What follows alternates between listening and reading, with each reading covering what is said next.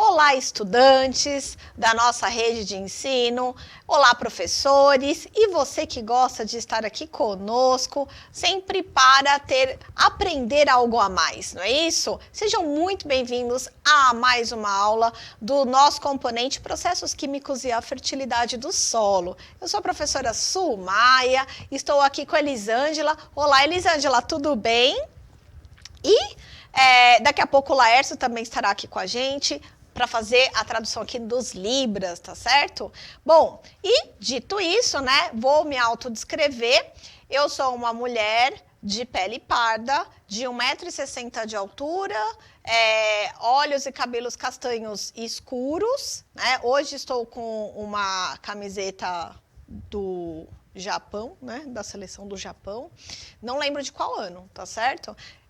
Estou de calça jeans e tênis, uso óculos e estou com os cabelos presos, tá certo? Bom, e agora que eu já fiz minha autodescrição, quero falar para vocês aí sobre algo muito importante que a gente colocou aqui, um canal CMSP na educação antirracista, tá certo? Muito importante, lá vocês vão encontrar aulas diferenciadas que vocês podem usar aí para trabalhar alguns contextos, né, para vocês. Então, não esqueçam de acessar, tá aí embaixo o QR Code, né, para vocês acessarem, ou também o link, tá certo? Então, vem aí contribuir mais com a gente aí na educação antirracista tão pertinente aí e importante, tá certo?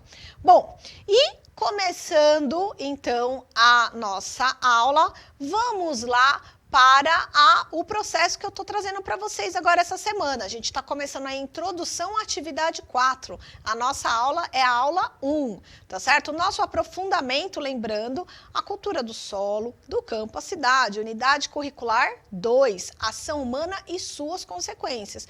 E o nosso componente curricular, do qual eu já apresentei para vocês, processos químicos e a fertilidade do solo. Bom, então não esqueçam de anotar as informações importantes no diário de bordo de vocês. Marca a data da aula que você está assistindo a esse vídeo, anote o nome da aula que já foi colocado, que é a introdução da atividade 4, o tema, e claro, também anote suas dúvidas a respeito para que você possa aí discutir entre os seus colegas e os professores, tá certo? E não esqueça de no final da aula fazer a avaliação aí, avaliando a nossa aula positivamente, valeu? Bom, continuando, então, os momentos aí da nossa atividade. Estamos iniciando uma atividade nova, temos 3 momentos: introdução, desenvolvimento e sistematização. Nós estamos no momento da introdução para essa atividade, tá certo? Bom, então, estando nesse momento da introdução, então a ideia aqui é a gente colocar o que nós vamos ver e falar.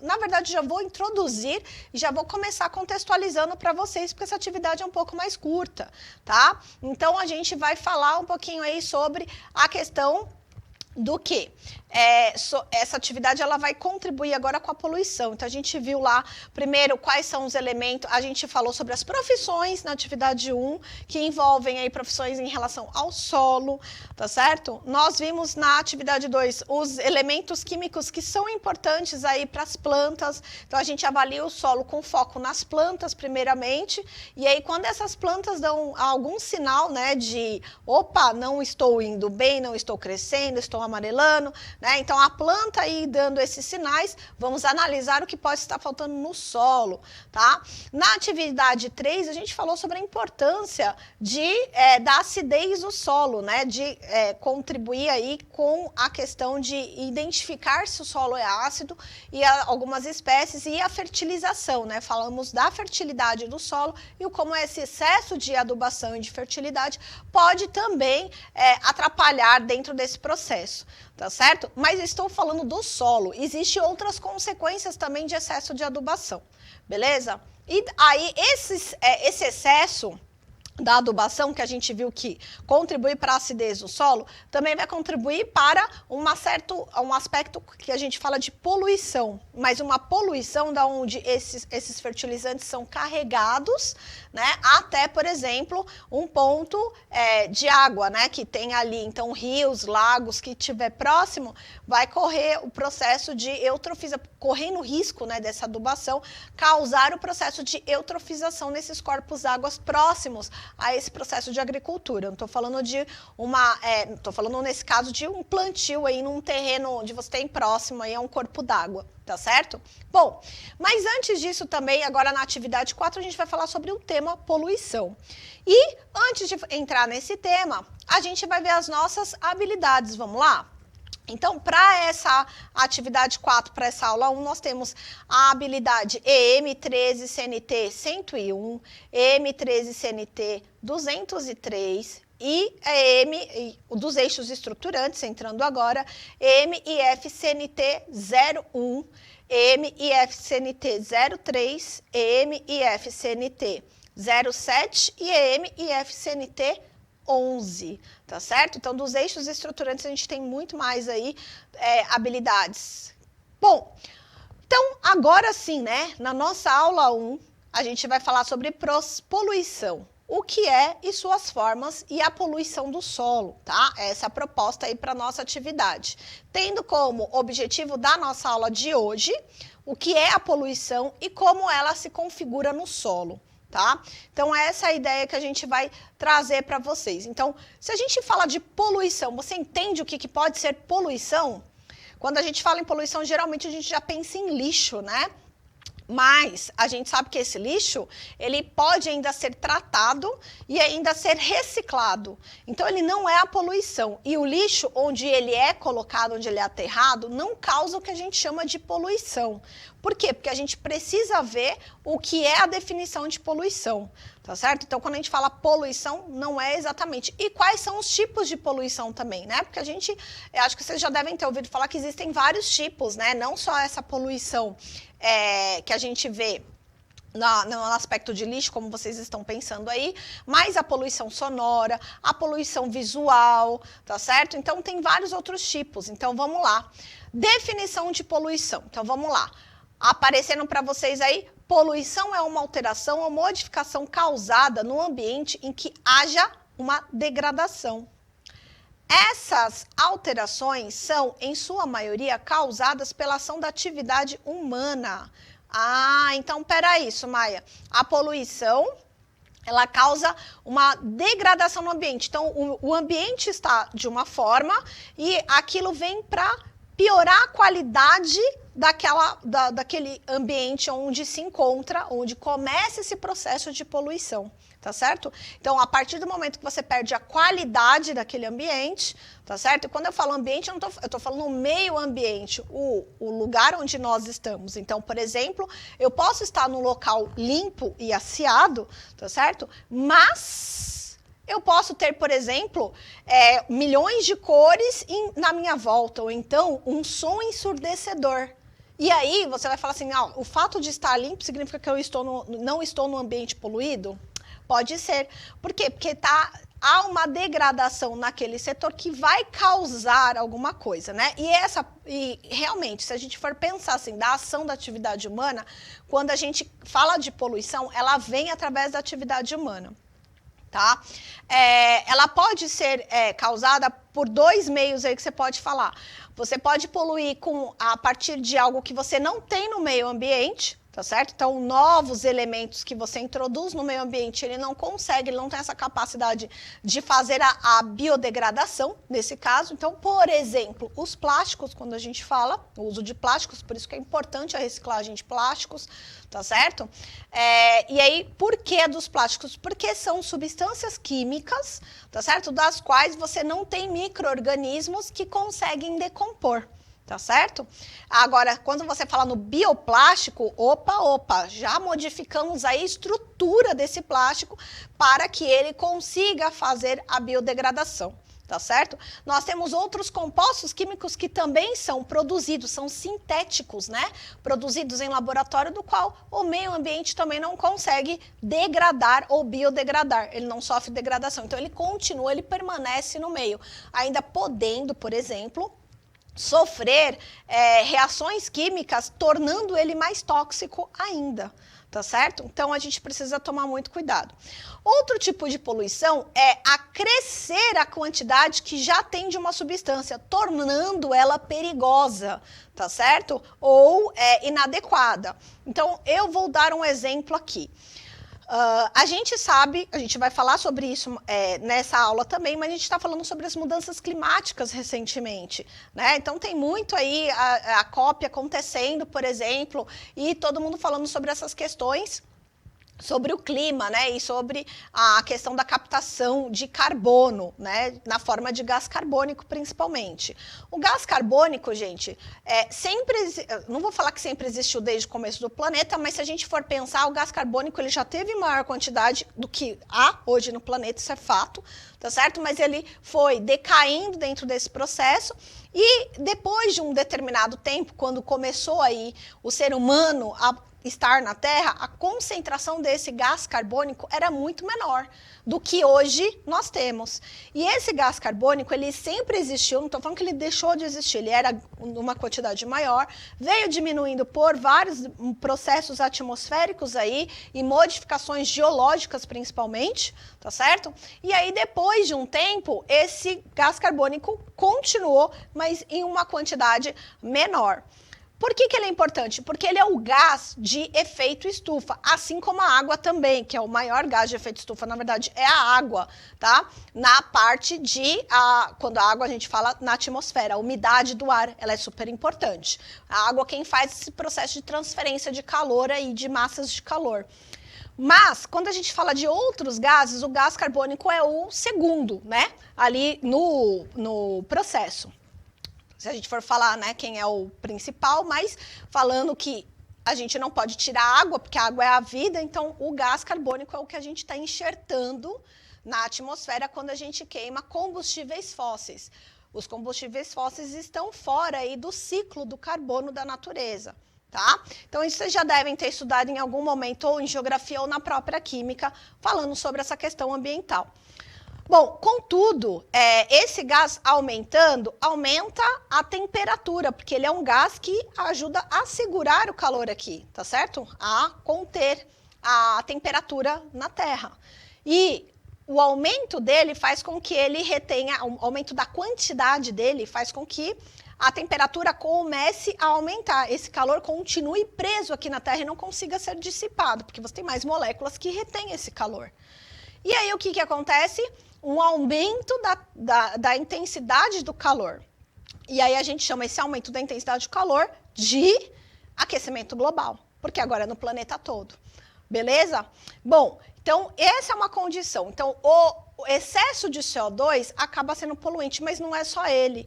Outros gases também são produzidos no processo de queima, como os óxidos de nitrogênio, os óxidos de enxofre, eles já são produzidos naturalmente com algumas ações da natureza. Só que com a ação humana, isso tem aumentado, tem se intensificado. Então, você aumenta aquilo por produção da ação humana, tá certo? Então, só contextualizando. Voltando aí para a questão da legislação, então a gente vai ver aí que existe uma lei nacional, né, a Política Nacional do Meio Ambiente. E aí ela dá aí as definições de poluição. Então, eu vou pedir aí para passar o PPT para vocês verem. Então, a gente tem aí no inciso 3º, 4º e 5º do artigo 3º da Lei 6.938 de 1981. Bom, então a gente tem aí esse inciso 3º, a poluição é a degradação da qualidade ambiental resultante da atividade que, direta ou indiretamente, prejudiquem a saúde, a segurança e o bem-estar da população. Criem condições adversas às atividades sociais e econômicas. Afetem desfavoravelmente a biota. Letra D ali, afetem as condições estéticas ou sanitárias do ambiente e lancem matérias ou energia em desacordo com os padrões ambientais estabelecidos, porque vai alterar a qualidade desse ambiente. E aí as definições aí do 4º, poluidor é a pessoa física ou jurídica, ou seja, empresa, de direitos públicos ou privado, responsável, direta ou indiretamente, por atividades causadoras da degradação, ambiental. E o inciso 5º aí, os recursos ambientais, entende-se como recurso ambiental, tá certo? A atmosfera, as águas interiores, superficiais e subterrâneas, os estuários, o mar territorial, o solo, o subsolo, os elementos da biosfera, como a fauna e a flora. Ou seja, você degradou, você debilitou essa questão, você está agredindo o meio ambiente, você é um poluidor, porque está dentro dos recursos ambientais. Beleza? Agora vamos ver os tipos de poluição. Então, nós temos aí vários tipos. A atmosférica, a poluição hídrica, a poluição dos solos, a poluição sonora e visual, tá certo? E a poluição térmica. E, por fim, a poluição radioativa, tá certo? Então, todas elas são poluições, mas a que a gente vai focar aqui na nossa aula hoje vai ser a do solo, tá certo? A poluição do solo é que a gente vai focar na nossa aula hoje. E, claro, essa poluição, ela acarreta em uma outra poluição também, que é a poluição hídrica.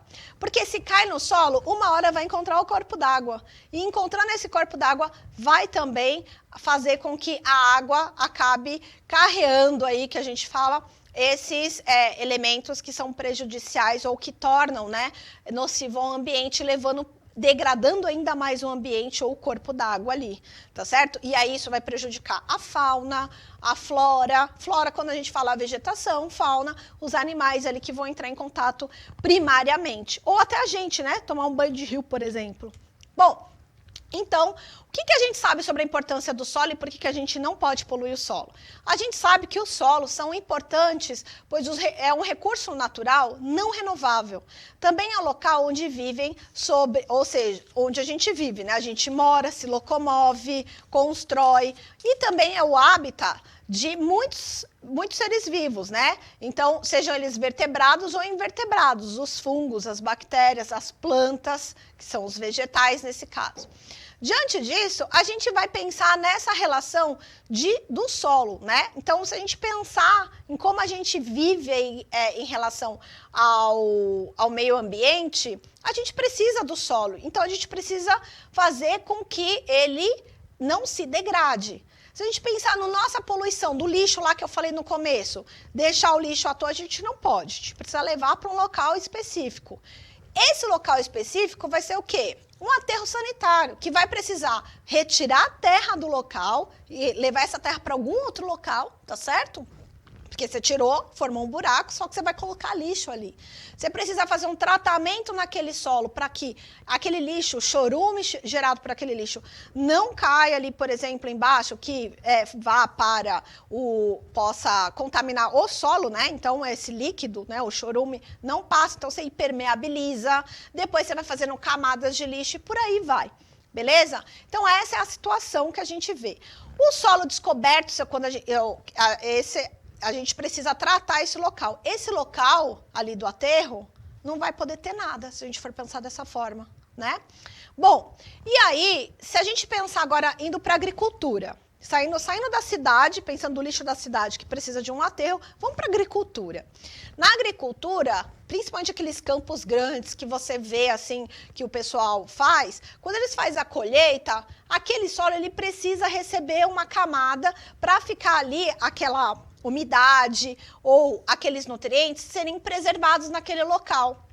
Se você deixa aberto, o que acontece é que ventos constantes pode fazer com que dê uma nuvem de uma tempestade de areia, que é o que veio acontecendo aqui. A gente teve alguns casos. Então, aparecendo para vocês aí, eu trouxe aí a do Texas em 1935 e outra em 2009, tá certo? Então, são processos que a gente vê no meio ambiente que estão ocorrendo que a gente precisa tomar noção. A gente já teve aqui em São Paulo acontecendo isso, né? E essa areia, ela vem da onde? Na verdade, é o solo sendo carreado, tá certo?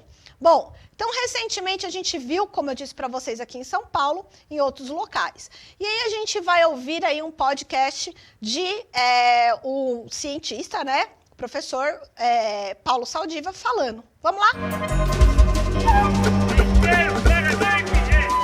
Saúde e Meio Ambiente, por Paulo Saldiva. Bom dia, professor Saldiva.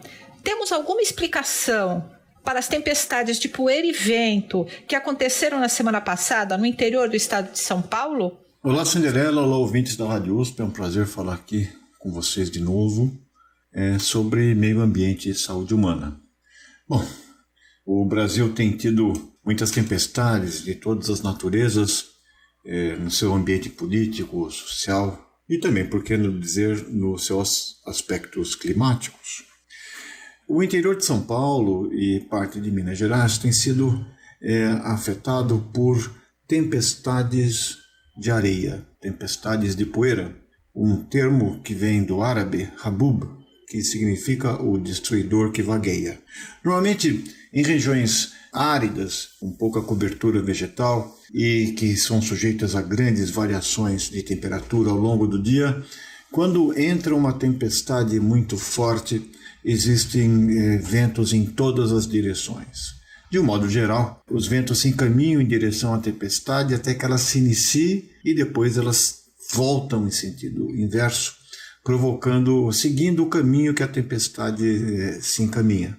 Então elas precedem as grandes chuvas que são causadas, em nosso caso, pelas anormalidades climáticas que nós estamos provocando por uma atuação absolutamente insustentável do uso e ocupação do solo.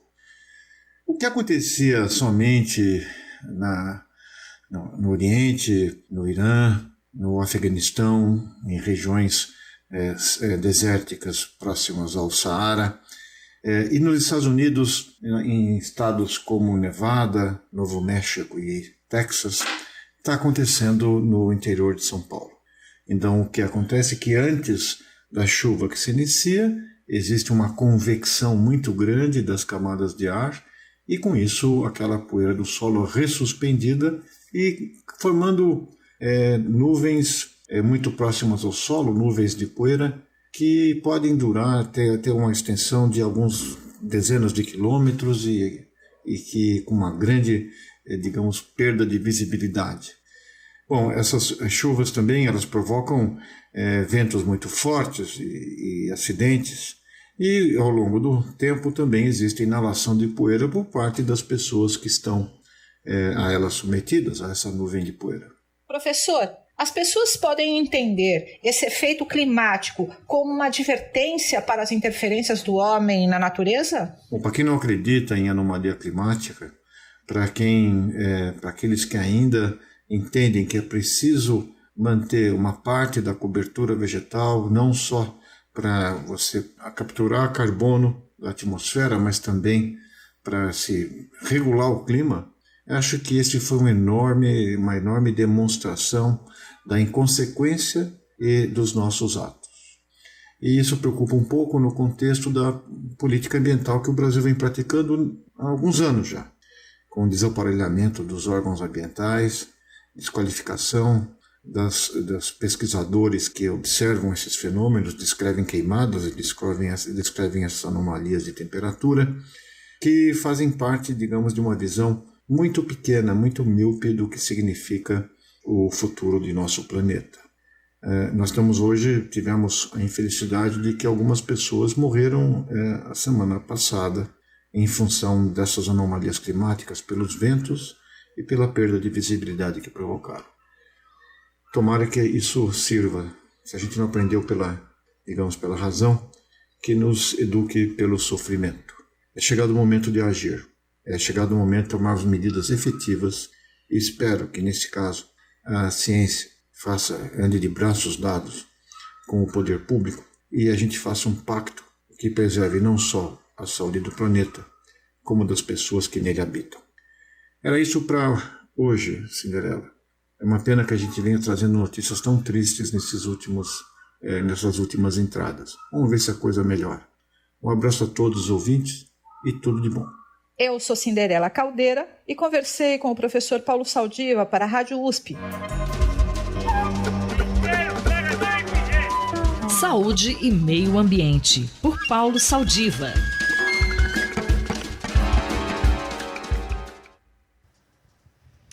Então, galerinha, vocês viram aí o quão é importante cuidar do meio ambiente. Então, a ideia que eu falei aí de deixar aí o solo descoberto é criar justamente a questão de processos que possam causar o que a gente ouviu aí no podcast, né?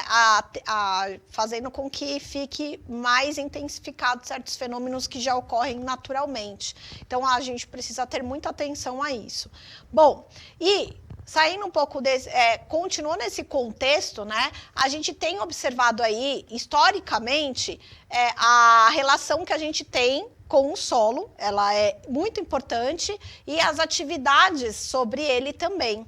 Então, se vocês observarem aí agora no slide, eu trouxe para vocês que o solo, ele é um receptor de poluentes por diversas formas, como depósito, estocagem, derramamento, vazamento, inundações, né? E até mesmo por práticas indiscriminadas, né? Sobre ele, sobre o solo. O solo, que é o nosso sujeito aqui que estamos falando. Então, em São Paulo, o órgão que é responsável por essa fiscalização, monitoramento e licenciamento dessas atividades que geram poluição é a CETESB, tá certo? Que é a nossa Companhia Ambiental do Estado de São Paulo.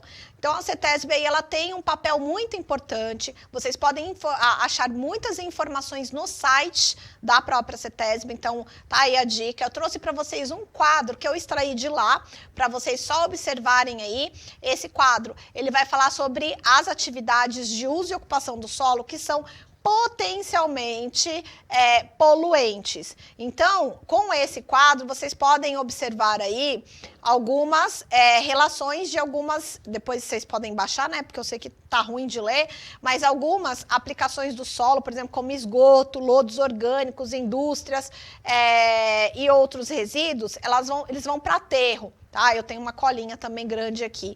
Então, isso se dá a aterros e instalações que fazem o tratamento de exposição desses resíduos que precisam sempre estar sendo monitorados, tá certo? Você tem uma licença ambiental, né? Quando você vai construir uma empresa que vai fazer algum tipo de tratamento ou qualquer outra coisa, você precisa de um licenciamento. Se ela é uma empresa aqui, uma atividade que é potencialmente geradora de poluição, você precisa de uma atividade, você vai fazer uma avaliação de impacto ambiental, por exemplo, né? Depois dessa avaliação de impacto, você vai ver se tá dentro dos processos, e aí você vai fazer o licenciamento ambiental.